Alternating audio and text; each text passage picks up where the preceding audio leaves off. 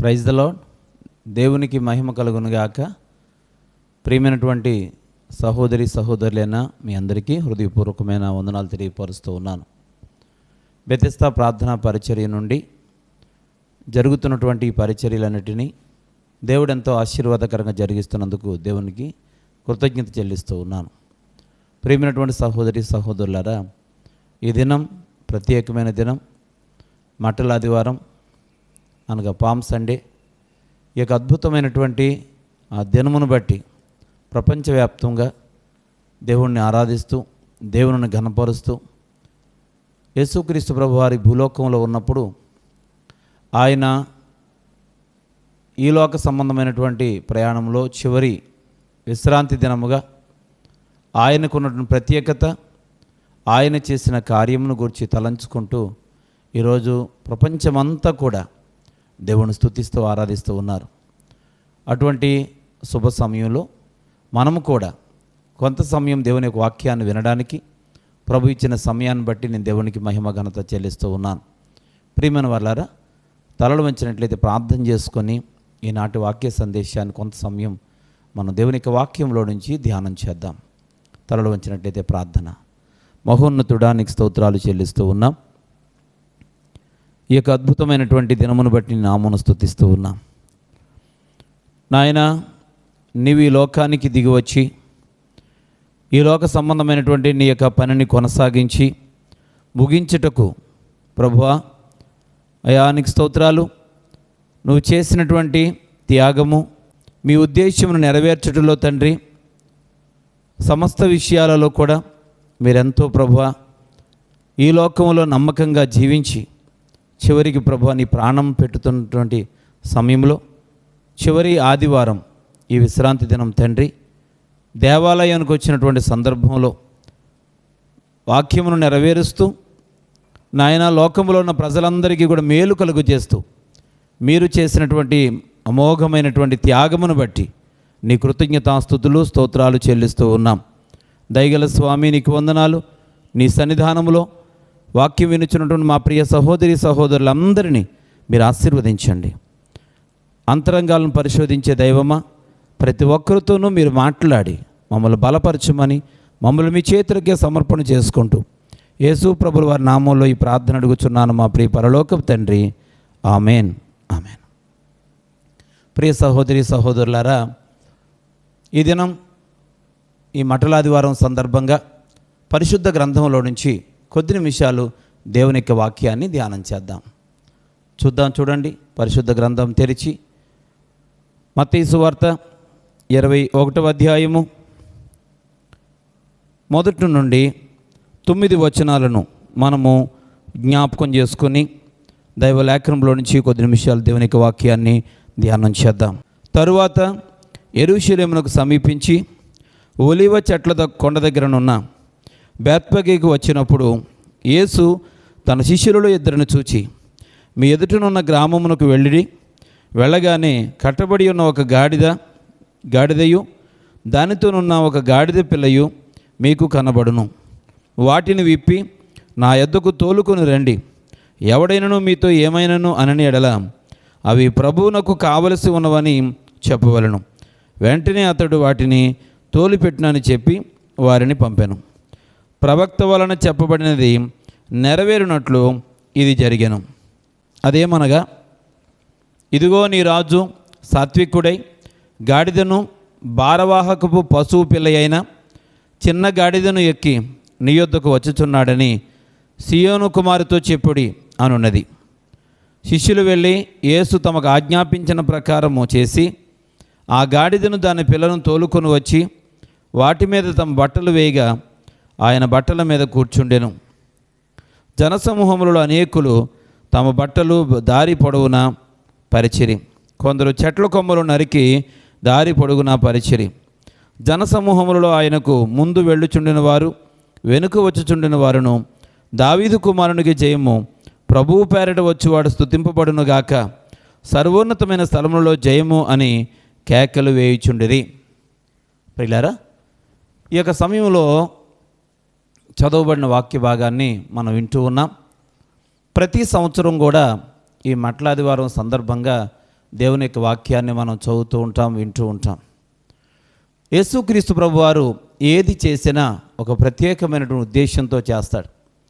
పరిశుద్ధ గ్రంథంలో వ్రాయబడిన విషయాలు మనం చదువుతున్నప్పుడు, ధ్యానిస్తున్నప్పుడు, వాటిని గురించి ఆలోచన చేస్తూ ఉన్నప్పుడు ఒక్కొక్కసారి దేవుడు ఒక్కొక్క విధంగా మనతో మాట్లాడుతూ ఉంటాడు.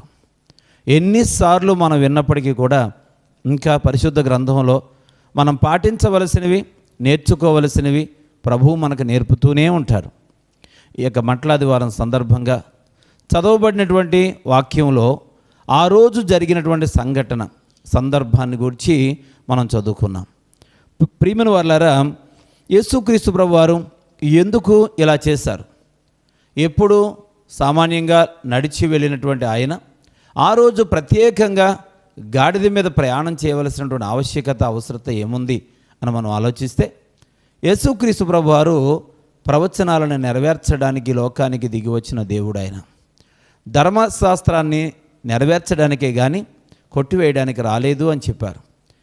పాత నిబంధన గ్రంథంలో ఏమైతే దేవుడు మాట్లాడారో, యెహోవా దేవుడు ఏమైతే ప్రవచింపజేశారో వాటినన్నిటినీ కూడా ఆచరించడానికి ఆయన లోకానికి వచ్చారు. పిల్లారా, ఈ లోకయాత్రను అనగా ఈ లోకంలో ఆయన పనిని ముగించుకుంటున్నటువంటి తరుణం ఆసన్నమవుతున్న సమయంలో ఆ యొక్క ప్రవచనం నెరవేర్పుగా ఈ పనిని లేక ఈ క్రియను యేసు ప్రభువు చేశారని మనం చూస్తూ ఉన్నాం. చూడండి ప్రియులారా, ఈ సందర్భంగా యేసుక్రీస్తు ప్రభు ఈ సమయంలో ఈ యొక్క చదవబడిన వాక్య భాగంలో 3 విషయాలను మనం ప్రత్యేకంగా గుర్తించగలుగుతాం. ప్రియులారా, అందులో మొట్టమొదటిది ఏంటంటే ప్రవచనము నెరవేర్చబడినది. మనం చూస్తాం బైబిల్ గ్రంథంలో 21వ అధ్యాయం, మత్తయి సువార్త 21వ అధ్యాయం 4వ వచనంలో ప్రవక్త వలన చెప్పబడినది నెరవేరునట్లు ఇది జరిగెను అనే మాట మనం చూస్తాం. అంటే ప్రవక్త ఏదైతే చెప్పాడో, ప్రవక్త ఏదైతే ప్రవచించాడో, యెహోవా దేవుడు యొక్క ఆత్మతో ప్రేరేపించబడినటువంటి ప్రవక్త ఏదైతే ప్రవచించాడో ఆ ప్రవచనాలు నెరవేరవలసి ఉంది. ప్రవచనం నెరవేరకపోతే ప్రవచనం అబద్ధమై ఉంటుంది. కనుక ప్రవచనాన్ని నెరవేర్చాలి అనేటువంటి ఉద్దేశంతో యేసు ప్రభువారు దీన్ని చేశాడు. అంటే చెప్పబడిన ప్రవచనం నెరవేరడం అనేది ఈ సందర్భంగా మనం చూస్తూ ఉన్నాం. పిల్లరా, ఏంటి ప్రవచనం? జకరియా గ్రంథం 9వ అధ్యాయం 9వ వచనంలో, జకరియా గ్రంథం 9వ అధ్యాయము 9వ వచనంలో ఇలా వ్రాయబడి ఉంది: సియోను నివాసులారా బహుగా సంతోషించండి, యెరూషలేము నివాసులారా ఉల్లాసంగా ఉండుడి. రాజు నీతిపరుడును రక్షణ గలవాడునై దీనుడినై గాడిద పిల్లను ఎక్కి నీ యొద్దకు వచ్చుచున్నాడు అనే మాట ఇశ్రాయేలు జనాంగంతో, యూదా ప్రజలతో దేవుడు పిల్లరా మాట్లాడుతూ తన దాసుడు అయిన జకరియా ద్వారా ప్రవచింపచేశాడు. పిల్లరి సందర్భంగా మనం చూసినట్లయితే ఆ సియోను నివాసులు, యూదా ప్రజలు ఆనాటి దినాలలో పిల్లరా వారు ఎదుర్కొంటున్న సమస్యలు, లేక వారు ఉన్నటువంటి భయంకరమైనటువంటి ఆ హీన స్థితి, లేక వారు పిల్ల దేవుని సన్నిధికి దూరస్తులుగా ఉండడం వలన కలిగినటువంటి నష్టాలు కావచ్చు, సమస్యలు కావచ్చు, వాటన్నిటిలో సతమతమవుతున్నటువంటి ఇశ్రాయేలీలకు దేవుడు పిల్లలు ఒక అద్భుతమైనటువంటి వాగ్దానం చేస్తూ ఉన్నాడు. అదేంటంటే రాబోతున్న దినములలో దేవుడు మిమ్మల్ని విడిపించడానికి ఆయన ఒక ఆలోచన కలిగి ఉన్నాడు. ఇదిగో ఈ విధంగా మీరు విడిపించబడబోతున్నారు, విడిపించడానికి రాబోతున్నటువంటి వ్యక్తి ఈ విధంగా మీ దగ్గరికి రాబోతున్నాడు అనేటువంటి ఆ విషయాన్ని పిల్లరా ఇశ్రాయేలీలకు దేవుడు తెలియచేశాడు. పాపం వల్ల వచ్చే శాపంతో కొట్లాడుతున్నటువంటి ఆ ఇశ్రాయేలీలకు ఒక శుభసూచకమైనటువంటి ప్రవచనాన్ని దేవుడు చెప్పడం జరిగింది. ఆ ప్రవచనం ద్వారా మీ దగ్గరికి రాజు వస్తూ ఉన్నాడు. ఆయన గాడిద పిల్లను ఎక్కి మీ దగ్గరికి వస్తాడు. అదే సూచన. ఎవరైతే గాడిద పిల్లను ఎక్కి మీ యొద్దకు వస్తూ ఉన్నారో ఆయనే మిమ్మల్ని విడిపించేవాడు, ఆయనే మిమ్మల్ని బలపరిచేవాడు, ఆయనే మీ శాపమును తొలగించేవాడు అనే విషయాన్ని అక్కడ పిల్లరా ప్రవచించడం జరిగింది. పిల్లరా, జకరియా గ్రంథం 9వ అధ్యాయం 12వ వచనాలను చూడగలిగితే అందులో చాలా స్పష్టంగా దేవుడు అదే అధ్యాయంలో వ్రాయడం జరిగింది. 9వ అధ్యాయము 12వ వచనంలో, బంధకములలో పడి ఉండి నిరీక్షణ గలవారలారా మీ కోటను మరలా ప్రవేశించుడి, రెండంతలుగా మీకు మేలు చేసేదనని నేడు నేను మీకు తెలియచేయుచున్నాను. ప్రియ సహోదరి సహోదరులారా, అక్కడ చెప్తా ఉన్నాడు, ఆయన మీ దగ్గరికి వచ్చిన తర్వాత మీరు ఎలాంటి మేలు పొందబోతున్నారు అని అంటే, బంధకాలలో ఉండి కూడా విడుదల పొందబోతూ ఉన్నారు. పడి ఉండి నిరీక్షణ గలవారులారా, ఎన్నో రకాల బంధకాలతో బంధించబడి వేదనలకు గురవుతున్నటువంటి మీరు నిరీక్షణ కలిగి ఉన్నారు. మీరు నిరీక్షణ శుభప్రదం కాబోతూ ఉంది. మీ నిరీక్షణ ఫలించబోతూ ఉంది. ఆయన మీ దగ్గరకు వస్తాడు, మిమ్మల్ని మరలా మీ కోటలోనికి ప్రవేశింపచేస్తాడు. దేవుని యొక్క సన్నిధానంలో ఉండినట్లుగా ఆయన మీకు సహాయం చేస్తాడు. ఆయన రావడం వలన మీ కోటలోనికి, మీ అంతఃపురములోనికి, మీరు మునుపటి స్థితిలోనికి మరలా మీరు ప్రవేశించబోతూ ఉన్నారు. అంత మాత్రమే కాకుండా రెండంతలుగా మీరు మేలు పొందబోతూ ఉన్నారు అని ప్రియులారా జకరియా ప్రవక్త అదే 9వ అధ్యాయంలో ప్రవచించడం మనం చూస్తూ ఉన్నాం. అంటే ఇక్కడ రాజు వస్తూ ఉన్నాడు, గాడిదనెక్కి వస్తూ ఉన్నాడు, గాడిద పిల్లను కూడా వెంట పెట్టుకొని వస్తూ ఉన్నాడు. ఆయన రావడం ద్వారా మీకు గొప్ప మేలు కలగబోతుంది అనేటువంటి విషయాన్ని ప్రియులారా జకరియా ప్రవక్త ద్వారా దేవుడు ప్రవచించాడు. ప్రవచనం అనేది ఇక్కడ నెరవేరడం మనం చూస్తూ ఉన్నాము. ప్రియులారా, యేసుక్రీస్తు ప్రభువారు ఆయన ఊరికినే వచ్చిన దేవుడు కాదు. ఆయన ఏదో కాలానుగుణంగా వచ్చిన దేవుడు కాదు. ఆయన ఉద్దేశానుసారంగా ఈ లోకానికి పంపబడిన వాడు. ఆయన వచ్చి చేయాల్సిన అతి ప్రాముఖ్యమైన పనిని దేవుడు తన ప్రవక్తల ద్వారా ముందుగానే తెలియచేశాడు. ఆ ప్రకారంగానే ఆ యేసుక్రీస్తు ప్రభువు రావడం జరిగింది. ఆయన చివరి ఆదివారమైన ఈ దినం ఆయన ప్రవచనాన్ని నెరవేరుస్తూ ఆయన గాడిద పిల్లను ఎక్కి యెరూషలేము దేవాలయానికి వచ్చినట్లుగా మనం చూస్తూ ఉన్నాం. ప్రియ సహోదరి సహోదరుడా, ఈ సందర్భంగా ఈ మట్లాదివారం రోజు దేవుని యొక్క వాక్యాన్ని వింటున్న నీవు కూడా ఒకవేళ ఏ రకమైన కష్టాలలో, బంధకాలలో, శ్రమలలో, శోధనలో, శాపగ్రస్తమైన పరిస్థితిలో ఉండి బాధపడుతూ ఉన్నావా? ఒకవేళ అటువంటి బాధలో నుంచి, అటువంటి శాపం నుండి నా దేవుడు నన్ను తప్పిస్తాడు, నా దేవుడు నన్ను విడిపిస్తాడు, నా దేవుడు నాకు సహాయం చేస్తాడు, రెండంతల మేలు చేయడానికి నా దేవుడి యొక్క వాగ్దానం నాకుంది అని విశ్వాసంతో నువ్వు ఎదురు చూచినట్లయితే ఖచ్చితంగా దేవుడు నీ జీవితంలో ఆ వాగ్దానాన్ని నెరవేర్చడానికి, నీ నిరీక్షణ శుభప్రదం చేయడానికి నువ్వు దేని కొరకైతే ఎదురు చూస్తున్నావో, ఏ మేలు జరగాలని నువ్వు కోరుకుంటూ ఉన్నావో, రెండంతల ఆశీర్వాదాన్ని ఏ విధంగా పొందాలని ఆశతో నువ్వు కనిపెడుతూ ఉన్నావో, ఖచ్చితంగా దేవాతి దేవుడు ఈ వాగ్దానాన్ని నీ పట్ల కూడా నెరవేర్చడానికి ఇది నాన్న సిద్ధంగా ఉన్నాడని ప్రభువు పేరట తెలియపరుస్తూ ఉన్నాను. సహోదరి సహోదరుడా, చింతించొద్దు, కృంగిపోవద్దు. నిరీక్షణ కలిగి ఉండడం ఎంతో ఆశీర్వాదకరం. క్రైస్తవ జీవితానికి నిరీక్షణ చాలా అవసరం. ఆనాటి దినాల్లో యూదా ప్రజలు, సియోను నివాసులైన వారు నిరీక్షణ కలిగి ఉన్నారు కనుకనే దేవుడు అంటూ ఉన్నాడు, నిరీక్షణ కలవారలారా దేవుడు రెండంతల మేలు మీకు చేయబోతూ ఉన్నాడు. నిరీక్షణ కలవారలారా మీ బంధకాల నుంచి మీరు విడుదల పొందబోతూ ఉన్నారు. కాబట్టి ఈరోజు దేవుడిచ్చిన వాగ్దానం నెరవేర్చిన మనం చూస్తూ ఉన్నాం. అలాగే మన జీవితాలలో కూడా మనము నిరీక్షణ కలిగి ఉండాలి. ఏ విషయంలో నిరీక్షణ కోల్పోకూడదు. దేవుని వైపు చూచుట, దేవుని మీద ఆధారపడుట, దైవ సన్నిధిలో, దేవుని సన్నిధిలో ప్రార్థించుట అనేవి పిల్లారా ఎంత మాత్రం నిర్లక్ష్యం చేయకూడదు. ఎప్పుడైతే నువ్వు దేవుని కొరకు ఎదురు చూస్తావో, దేవుడి వైపు ఆశతో ఎదురు చూస్తావో, ఆయన సన్నిధిలో ప్రార్థన చేస్తూ ఉంటావో, ప్రతి సమస్యకు ఆయన పరిష్కారం ఇస్తాడు. ప్రతి సమస్య నుంచి ఆయన నిన్ను విడిపిస్తాడు. ఇక దినాన ప్రతి ఒక్కరూ కూడా మనము దేవుడి యొక్క సన్నిధిలో నిరీక్షణ కలిగి ఉంటే మన నిరీక్షణను దేవుడు ఫలప్రదం చేస్తాడు, శుభప్రదం చేస్తాడు. దానిని దేవుడు ఖచ్చితంగా సంతోషంగా, ఆనందంగా, ఆశీర్వాదకరంగా మారుస్తాడు అని చెప్పి ప్రభువు పేరట తెలియపరుస్తూ ఉన్నాను. ఈ యొక్క వాక్య సందర్భంలో ప్రియులారా ప్రవచనం అనేది నెరవేర్చబడింది. రెండవదిగా మనం గమనించినట్లయితే విడిపించబడినటువంటి గాడిద అక్కడ మనకు కనబడుతుంది. విడిపించబడిన గాడిద. దేవుడు ప్రియులారా ఈ లోకంలోనికి వచ్చింది ఎందుకు? ఆయన వచ్చినటువంటి ప్రాముఖ్యత ఏంటి అని మనం ఆలోచించినప్పుడు విడిపించుట కనుక ఇక్కడ గాడిద విడిపించబడినట్లుగా మనం చూస్తూ ఉన్నాం. పరిశుద్ధ గ్రంథంలో ప్రియులారా మత్తయి సువార్త 21వ అధ్యాయము 6వ వచనాన్ని 7వ వచనాన్ని మనం చూడగా, శిష్యులు వెళ్ళి యేసు తమకు ఆజ్ఞాపించిన ప్రకారము చేసి ఆ గాడిదను దాని పిల్లలను తోలుకొని వచ్చి వాటి మీద బట్టలు వేయగా ఆయన బట్టల మీద కూర్చుండెను అనే మాట మనం చూస్తూ ఉన్నాం. ప్రియ సహోదరులారా, ఇక్కడ యేసుక్రీస్తు ప్రభువారు గాడిద మీద ప్రయాణం చేసినట్లుగా చూస్తూ ఉన్నాం. దానికి ముందు ఆ గాడిద కట్టబడి ఉంది. ఆ గాడిద కట్టబడి ఉంది. మత్తయి సువార్త 21వ అధ్యాయం 2వ వచనంలో మనం స్పష్టంగా చూడగలుగుతాం. మీ ఎదుటనున్న గ్రామమునకు వెళ్ళుడి, వెళ్ళగానే కట్టబడి ఉన్న ఒక గాడిదయు దానితోనున్న ఒక గాడిద పిల్లయు మీకు కనబడును, వాటిని విప్పి నా యొద్దకు తోలుకొని రండి. దేవాదేవుడు చెప్పాడు, కట్టబడిన గాడిద, కట్టబడిన గాడిద, కట్టబడినటువంటి గాడిదను విప్పి నా యొద్దకు తోలుకొని రండి తన శిష్యులకు చెప్పగానే శిష్యులు వెళ్ళి అలాగూ చేశారు. గాడిదని తీసుకొచ్చారు. ప్రియ సహోదరి సహోదరులారా, బంధించబడిన గాడిద విడిపించబడినట్లుగా మనం చూస్తూ ఉన్నాం. అయితే ఆ గాడిదను పిల్లరా ఈరోజు మనం ఆలోచన చేసినట్లయితే గాడిద అనేది పిల్లరా మరి సౌమ్యానికి దీనత్వానికి సాదృశ్యంగా ఉంది. అయితే పరిశుద్ధ గ్రంథంలో మనం ఆలోచన చేస్తే గాడిద పిల్లల గాడిద అయినా అది ఏదైనప్పటికీ కూడా ప్రతి తొలుచూలు దేవుడిది, దేవుడికి ఇవ్వాలి. కానీ గాడిదను మాత్రం దేవుడికి ఇవ్వకూడదు.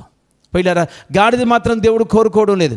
తొలుచూలు గాడిదకు బదులుగా గొర్రెపిల్లని ఇవ్వాలని దేవుడు తన యొక్క గ్రంథంలో సూచించాడు. ధర్మశాస్త్రంలో ప్రతి తొలుచూలు నాదే అంటాడు దేవుడు. కానీ గాడిద తొలుచూలు గాడిదను మాత్రం దేవుడికి ఇవ్వకూడదు. గాడిదకు బదులుగా ఆ యొక్క గొర్రెపిల్లని ఇవ్వాలి, లేదా ఆ గాడిదను మెడ విరగదీసి చంపేయాలి. ఇది ధర్మశాస్త్రంలో ఉన్నటువంటి ఒక ప్రత్యేకమైనటువంటి ఆజ్ఞగా మనం చూస్తూ ఉన్నాం. చూడండి, నిర్గమాకాండం 34వ అధ్యాయం 19-20 వచనాలను చూడగలిగితే, నిర్గమాకాండం 34వ అధ్యాయం 19-20 వచనంలో ప్రతి తొలుచూలు పిల్లయు నాది, నీ పశువులలో తొలుచూలుదైన ప్రతి మగది దూడయే కానీ గొర్రెపిల్లయే కానీ అది నాదగును, గొర్రెపిల్లను ఇచ్చి గాడిద తొలిపిల్లను విడిపింపవలను, దాని విమోచింపని ఎడల దాని మెడను విరగదీయవలెను అనే మాట చూస్తాం. అదే మాట నిర్గమాకాండం 13వ అధ్యాయం 13వ వచనంలో కూడా మనం చూడగలుగుతాం. ప్రియ సహోదరి సహోదరులారా, ఇక్కడ చూసినట్లయితే ధర్మశాస్త్రంలో దేవుడు ఏం చెప్పాడు? ప్రతి తొలిచూలు పిల్ల నాది, పశువులలో ప్రతి తొలిచూలుది నాది, మగదు దూడయే కానీ గొర్రె పిల్లయ్యే కానీ అది నాదగుతుంది, ఏదైనా నాదే అవుతుంది. కానీ గాడిద పిల్ల మాత్రం నాది కాదు. ప్రతి తొలుచూలు గాడిద పిల్లకు బదులుగా గొర్రె పిల్లను ఇచ్చి దాన్ని విడిపించాలి, లేకపోతే దాన్ని మెడ విరగదీసి చంపేయాలి. ప్రియ సహోదరి సహోదరుడా, ఇక్కడ గాడిదను విడిపించాలి అంటే గొర్రెపిల్ల అవసరం. గొర్రెపిల్ల లేకపోతే గాడిద బ్రతకడానికి వీల్లేదు. ఇదే సందర్భంలో మనం ఆలోచన చేస్తే యేసుక్రీస్తు ప్రభువారు కట్టబడి ఉన్నటువంటి గాడిదను విడిపించడానికి వచ్చాడు. ఎలా అంటే గొర్రెపిల్లగా. యోహాను పిల్లరా బాప్తిస్మిస్తున్న సమయంలో యేసుక్రీస్తు ప్రభువారు యోహాను దగ్గరికి బాప్తిసానికి వస్తూ ఉన్నప్పుడు ఆ మాట పలకడం మనం చూస్తాం. ఇదిగో లోక పాపములను మోసుకొని పోయే దేవుని గొర్రెపిల్ల. ప్రియ సహోదరి సహోదరుడా, యేసుక్రీస్తు ప్రభువారు గొర్రెపిల్లగా వచ్చాడు, కట్టబడి ఉన్నటువంటి గాడిదను విడిపించాడు. కనుక ఇక్కడ గాడిదను విడిపించాలి అని అంటే గొర్రెపిల్ల ఖచ్చితంగా అవసరం. యేసు ప్రభువారు గొర్రెపిల్లగా వచ్చాడు కనుకనే బంధించబడిన గాడిదను విడిపించాడు. ఈరోజు దేవుని వాక్యం ఉంటున్న సహోదరి సహోదరుడా, మనమందరం కూడా బంధకాల్లో ఉన్నటువంటి వారమే. గాడిద బరువులు మోయటానికి, భారాలు మోయడానికి, వెట్టి చాకిరీ చేయడానికి ఉపయోగపడే సాధనంగా ఈరోజు లోకంలో అనేక మంది దాన్ని వాడుతూ ఉంటారు. ప్రియ సహోదరి సహోదరుడా, ఈరోజు మనకు తెలియకుండానే మనము కూడా భారాన్ని మోస్తూ ఉన్నాం, భారమును మోసుకొనుచు మూలుగుచూ ఉన్నాం. లోకంలో పిల్లరా, అదే భారము అనంటే పాప భారము, పాపం వల్ల వచ్చే శాపము అనే భారాన్ని ప్రతి మానవుడు మోస్తూ ఉన్నాడు. ఈరోజు పిల్లరా, అటువంటి భారభరితమైన పరిస్థితిలో మోయలేక మనం మోస్తున్నటువంటి ఈ బరువులన్నిటిని దించడానికి, ఈ భారము నుండి విడిపించడానికి యేసుక్రీస్తు ప్రభువారు ఈ లోకానికి వచ్చినట్లుగా మనం చూస్తూ ఉన్నాం. ఆనాడు బంధకాల్లో ఉన్న గాడిదను విడిపించిన దేవుడు ఈరోజు వాక్యం వింటున్న సహోదరి సహోదరుడా, నువ్వే బంధకాలలో ఉన్నప్పటికీ కూడా ఆయన నిన్ను కూడా విడిపిస్తూ ఉంటాడు. ఆయన పిల్లరా విడిపించగల సమర్థుడు అని చెప్పడానికి ఈరోజు సంతోషిస్తూ ఉన్నాను. ఈ మట్లాది వారం సందర్భంగా ఆయన విడిపించడానికి సిద్ధంగా ఉన్నాడు. ఈరోజు వాక్యం ఉంటున్న నీవు ఒకవేళ ఏ రకమైన భారాన్ని మోస్తున్నావో, ఏ రకమైన బంధకాల్లో నీవు ఉన్నావో, అనేక రకాల వ్యాధులు చేతను బాధించబడుతున్నావేమో, లేక రుణ సమస్యల చేత బంధించబడి ఉన్నావేమో, శత్రు సమస్యల చేత శోధించబడుతూ వేదనకు గురవుతున్నావేమో, లేక అనేక రకాల మానసికమైన క్షోభకు గురవుతూ మానసికంగా కృంగిపోతున్నావేమో, ప్రియ సహోదరి సహోదరుడా, దేవుడు నిన్ను విడిపించడానికి సమర్థుడు. ఈ దినాన విడిపించడానికి ఆయన సిద్ధంగా ఉన్నాడని ప్రభువు పేడ తెలియజేస్తూ ఉన్నాను. ఆయన విడిపిస్తూ నీ జీవితంలో రెండంతల మేలు చేయడానికి ఆయన ఇష్టపడుతూ ఉన్నాడు. ప్రతి ఒక్కరూ కూడా దేవుని వైపు చూస్తే, దేవుని వాక్యాన్ని నమ్మగలిగితే, ఆయన సన్నిధిలో దేవుడికి చేసే ప్రతి కార్యం కోసం ఆశతో కనిపెడితే ఆయన నీ జీవితంలో అద్భుతమైన మేలు చేయడానికి ఆయన ఇష్టపడి ఉన్నాడని ప్రభువు పేడ తెలియపరుస్తూ ఉన్నాను. ప్రియ సహోదరి సహోదరుడా, ఈ లోకంలో పిల్లరా గాడిద అనేది మనం ఆలోచన చేస్తే అది దీనత్వానికి సాదృశ్యం. పిల్లరా గాడిద దీనత్వానికి సాదృశ్యంగా కనబడుతోంది. అలాగే గుర్రం అయితే అది అహంకారానికి, గర్వానికి, పిల్లరా ఘనతకు సాదృశ్యంగా కనబడితే, గాడిద సౌమ్యానికి, దీనత్వానికి, సాత్వికానికి సాదృశ్యంగా కనబడుతుంది. ప్రియ సహోదరి సహోదరుడా, మనం ఆలోచన చేస్తే ఘనహీనమైంది లోయ అనుకుంటే ఘనమైంది కొండ, లేక ఘనమైంది కొండ, ఎత్తైంది కొండ. కానీ లోయలు చాలా లోతుగా ఉంటాయి, అవి ఘనంగా కనిపించవు. కానీ వర్షం పడినప్పుడు పిల్లరా కొండల మీద వర్షం పడుతుంది, లోయల్లోనూ వర్షం పడుతుంది. అయితే లోయలో పడిన వర్షం లోయలోనే ఉంటుంది, కొండ మీద పడిన వర్షం కూడా లోయలోనికి వస్తుంది. అప్పుడు లోయలో సమృద్ధి అనే నీరు ఉంటుంది, కొండ మీద నీరు ఉండదు. అనగా దీన్ని మనం ఎలా తీసుకోవాలి అని అంటే, ఈ లోకంలో పిల్లరా ఘనత కోరుకునేవారిగా, ఉన్నతమైన స్థాయిని కోరుకునేవారిగా మనం ఉంటాం. కానీ దేవుడు గర్విష్ఠుల మీద తన దృష్టిని ఉంచడు, గర్విష్ఠుల మీద తన కృపను ఉంచడు. ఆయన పిల్లరా లోయ అనబడినటువంటి సాత్వికాన్ని మనం కలిగి ఉంటే, దీనత్వాన్ని కలిగి ఉంటే ఆయన కృప మన మీదనే ఉంటుంది. కనుక మనల్ని మనం తగ్గించుకోవడం చాలా అవసరం. ఈ దినాన్ని దేవుని వాక్యం వింటున్న సహోదరి సహోదరుడా, ప్రతి ఒక్కరు కూడా సాత్వికాన్ని కలిగి ఉందాం, దీనత్వాన్ని కలిగి ఉందాం. దేవుని చేత మనము విడిపించబడతాం. కట్టబడి ఉన్నటువంటి గాడిదను దేవుడు కనికరించినట్లుగా ఈరోజు పిల్లలు మనం చూస్తూ ఉన్నాం. ఆ గాడిదను విడిపించి నా యొద్దకు తోలుకొని రండి అని దేవుడు ఆజ్ఞాపించగానే పిల్లరా అక్కడ వారు తోలుకొని వచ్చారు. గొర్రెపిల్లగా వచ్చినటువంటి ఆయన పిల్లరా ఆ గాడిదను విడిపించినట్లుగా మనం చూస్తూ ఉన్నాం. ప్రియ సహోదరి సహోదరుడా, నిన్ను కూడా ఆయన విడిపించడానికి సిద్ధంగా ఉన్నాడని ప్రభువు పేరట తెలియపరుస్తూ ఉన్నాను. ఇక వాక్యంలో నుంచి మనం మూడవదిగా గమనించినట్లయితే, విడిపించబడినటువంటి గాడిద యేసుక్రీస్తు ప్రభు వారిని మోసినది. విడిపించబడినటువంటి గాడిద యేసు ప్రభువును మోసినట్లుగా మనం చూస్తూ ఉన్నాం. ప్రియ సహోదరి సహోదరుడా, చూడండి వాక్యంలో నుంచి మత్తయి సువార్త 21వ అధ్యాయము 7-8 వచనాలను మనం చూడగలిగితే, మత్తయి సువార్త 21వ అధ్యాయం 7-8 వచనాలను మనం చూస్తే, ఆ గాడిదను దాని పిల్లను తోలుకొని వచ్చి వాటి మీద తమ బట్టలు వేయగా ఆయన బట్టల మీద కూర్చుండెను. జనసమూహాలలోనూ అనేకులు తమ బట్టలు దారి పొడుగున పరిచిరి, కొందరు చెట్ల కొమ్మలు నరికి దారి పొడుగున పరిచిరి అనే వాక్యం చూస్తున్నాం. పిల్లరా ఇక్కడ ఈ గాడిదని తీసుకుని వచ్చిన తర్వాత యేసుక్రీస్తు ప్రభు ఆ గాడిద మీద కొన్ని బట్టలు వేశారంట. ఆ తర్వాత యేసు ప్రభువుని ఆ యొక్క పిల్లలు గాడిద మీద కూర్చోబెట్టారట. ఆ తర్వాత దారి పొడవున బట్టలు అలాగే చెట్ల కొమ్మలు పరుస్తూ ఉన్నారు. ఇది దేనికి సంకేతం అనంటే ఆయన రాజు అనడానికి సంకేతం. పిల్లరా ఆయన రాజు అనడానికి సంకేతం. ఈ బట్టలు పరవడం కానీ, బట్టల మీద గాడిదను నడిపించడం కానీ పిల్లరా ఇదంతా కూడా యేసుక్రీస్తు ప్రభువారు యూదులకు రాజు అని ఆయన పిల్లరా తను తాను నిరూపించుకోవడానికి దేవుడి కార్యం చేసినట్లుగా, లేక ఈ సందర్భం జరిగినట్లుగా మనం చూస్తూ ఉన్నాం. ఎందుకనంటే పరిశుద్ధ గ్రంథంలో మనం చూస్తాం, రాజుల 2వ గ్రంథం 9వ అధ్యాయం 13వ వచనంలో, రాజుల 2వ గ్రంథం 9వ అధ్యాయం 13వ వచనంలో, అంతట వారు అతి వేగిరముగా తమ తమ వస్త్రములను మెట్ల మీద అతని కింద పరిచి బాకా ఊదించి యెహూ రాజయ్య ఉన్నాడని చాటించిరి. ఈ సందర్భంలో పిల్లరా ప్రజలు కొంతమంది యెహూ అనేటువంటి ఆయన్ని రాజుగా చేయాలని వారు దొడిదారిలో ప్రయత్నం చేస్తూ ఉన్నారు.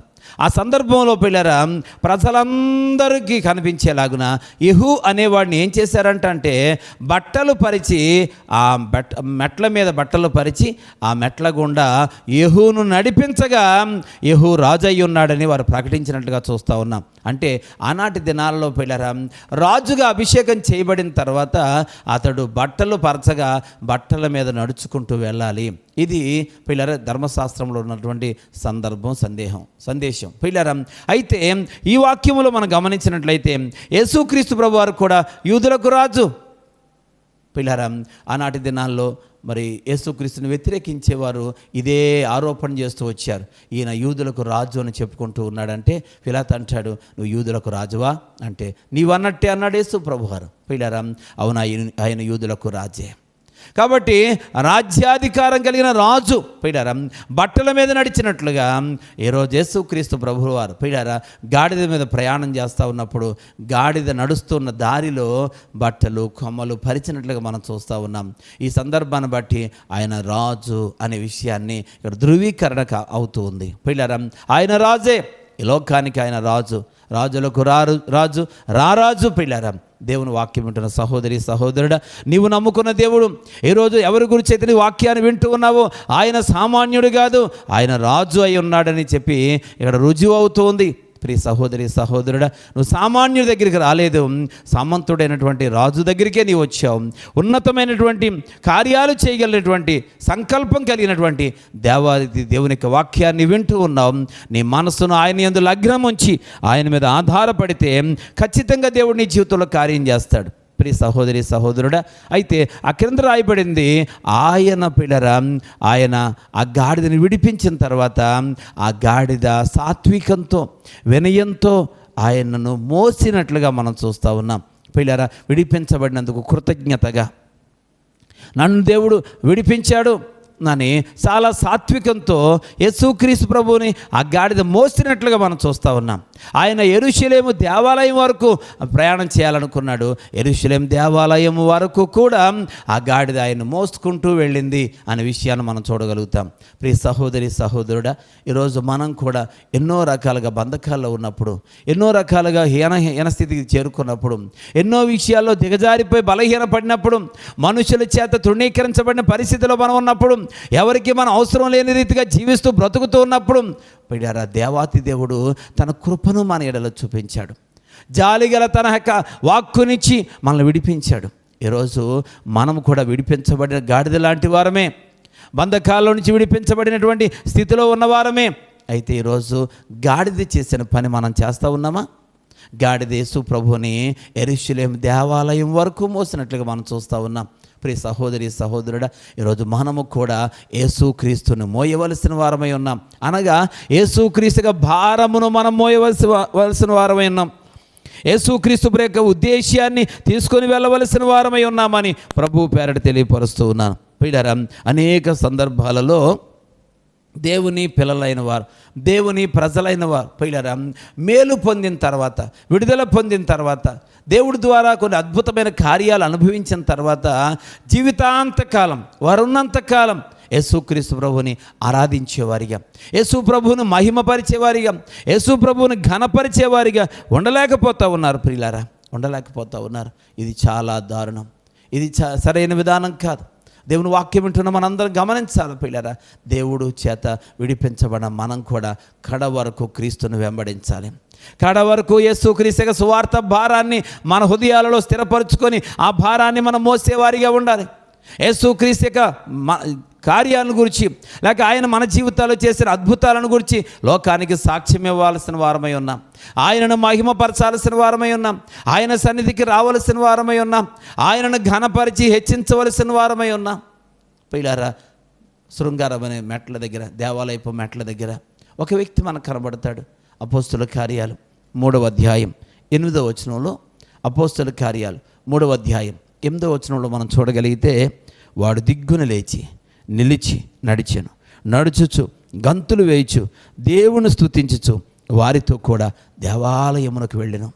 ఈ మాట చదువుతున్నప్పుడల్లా నాకు చాలా సంతోషం అనిపిస్తుంది. ప్రియ సహోదరి సహోదరుడా, నీవు కూడా చదువు, నీవు కూడా అలా వెంబడించడానికి ఒక తీర్మానం తీసుకో. సంతోషిస్తూ దేవుని స్తుతించు. ఆ వ్యక్తి మరి కుంటివాడు, చిన్నప్పటి నుంచి కూడా నడవలేని స్థితిలో ఉన్నవాడు, ఇతరుల మీద ఆధారపడుతున్నవాడు, ఇతరుల కోసం తాపత్రయపడుతున్నవాడు, ఇతరుల సహాయం కోసం అర్జించేవాడిగా ఉన్నాడు. కానీ దేవుడు అతని జీవితంలో కార్యం చేసిన తర్వాత లేచాడు, దిగ్గున లేచాడు, నిలబడ్డాడు, నడిచాడు, గంతులు వేశాడు. గంతులు వేస్తూ లోకంలోకి వెళ్ళలేదు, గంతులు వేస్తూ ఇదివరకటి జీవితంలోకి వెళ్ళలేదు, గంతులు వేస్తూ దేవాలయంకి వెళ్ళాడు, గంతులు వేస్తూ యేసును వెంబడించడానికి సిద్ధంగా ఉన్నాడు, దేవుణ్ణి ఆరాధించడానికి ఉత్సాహంతో ఉరకలు వేస్తూ ఉన్నాడు, దేవుని నామను మహిమపరుస్తూ ఉన్నాడు. ప్రియ సహోదరి సహోదరుడు, మనము కూడా యేసుక్రీస్తు ప్రభుని ఘనపరిచేవారిగా, ఆయన ఆరాధించేవారిగా, ఆయన స్తుతించి ఆయన మహిమపరిచేవారిగా ఉండాల్సిన అవసరం ఉందని ప్రభువు పేడ తెలియపరుస్తూ ఉన్నాను. ఈ మట్లాదివారం సందర్భంగా విడిపించబడిన గాడిద యేసును మోసింది. విడిపించబడిన గాడిద యేసుక్రీస్తు ప్రభుని యెరూషలేము వరకు తీసుకుని వెళ్ళింది. కొంత దూరం మోసి విడిచిపెట్టలేదు. అది పిల్లరా ఎంత మాత్రము కూడా బాధ్యత లేనట్లుగా ప్రవర్తించలేదు. విడిపించబడినందుకు కృతజ్ఞతగా, నన్ను విడిపించినటువంటి ఈ రక్షకుణ్ణి, ఈ మహారాజుని నేను ఎక్కడి వరకు వెళ్ళాలో అక్కడి వరకు నేను తీసుకుని వెళతాను అని వినమ్రంతో, వినయంతో, దీనత్వంతో, తగ్గింపు స్వభావంతో గాడిద ముందు ఆయనను మోసినట్లుగా మనం చూస్తూ ఉన్నాం. కనుక మనందరం కూడా యేసుక్రీస్తు ప్రభువుని అనగా ఆయన భారాన్ని మోయాలి. ఎవడైనా నన్ను వెంబడించగొడితే నా సిలువనెత్తుకొని నన్ను వెంబడించండి అన్నాడు యేసు ప్రభువు. కనుక ఆయన సిలువను మోయాల్సిన అవసరం ఉంది. అనగా ఆ సిలువ త్యాగాన్ని, సిలువ భారాన్ని, సిలువలో ఉన్నటువంటి ప్రాముఖ్యమైనటువంటి ఆ ప్రేమను ఈరోజు మనం మోసుకుంటూ ఈ లోకంలో మనం ఉన్నంతకాలం ఆయన ప్రకటించి ఘనపరిచి మహిమపరచాల్సిన వారమై ఉన్నామని ప్రభు పేరట తెలియపరుస్తూ ఉన్నాను. ఈ మట్లాదివారం సందర్భంగా దైవ గ్రంథంలో నుంచి 3 విషయాలు మనం ప్రాముఖ్యంగా ఆలోచన చేస్తాం. ప్రియులారా, 1 ప్రవచనం నెరవేర్చబడింది, 2వది గాడిద విడిపించబడింది, 3వదిగా విడిపించబడిన గాడిద యేసుక్రీస్తు ప్రభు వారిని మోస్తూ వచ్చింది. ప్రియ సహోదరి సహోదరుడా, నీ జీవితంలో కూడా ఆయన ఇచ్చిన ప్రవచనాన్ని నెరవేరుస్తాడు. ఆయన నిన్ను కూడా విడిపిస్తాడు. నీ పరిస్థితుల నుంచి ఆయన విడుదలను అనుగ్రహిస్తాడు. విడిపించబడిన తర్వాత నీ జీవితాంతకాలం, నీ ఉన్నంతకాలం యేసు ప్రభు యొక్క రాకడ వరకు నమ్మకంగా నీవు జీవిస్తూ అనేక మందిని జీవింపచేయడానికి ప్రోత్సహిస్తూ ముందుకు సాగితే దేవుడు పిల్లరా నీకు జీవితంలో, ఈ లోకంలో అలాగే పరలోక రాజ్యంలో కూడా ఉన్నతమైన బహుమానాలు ఇచ్చి నీకు, నీ కుటుంబానికి, నీ తర్వాత తరాల వారికి దేవుడు ఉన్నతమైన ఆశీర్వాదాన్ని ఇచ్చి దీవిస్తాడు. అట్టి కృపా సహాయం దేవుడు మీ ఎల్లరికూ అనుగ్రహించును గాక.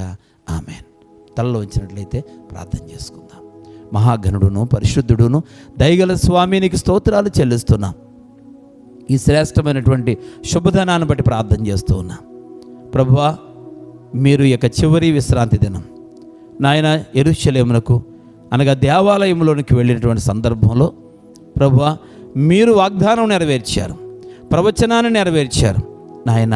ఇదిగో మానవుల కొరకు మీరు ఏం చేయబోతున్నారో అది చేసి చూపించారు. మానవులు ఏం చెయ్యాలో అది కూడా మీరు తెలియజేశారు. తండ్రి, ఈ పాఠం ద్వారా మేము నేర్చుకున్నటువంటి అంశాలను అనుసరించడానికి నీ కృప దయచేయండి.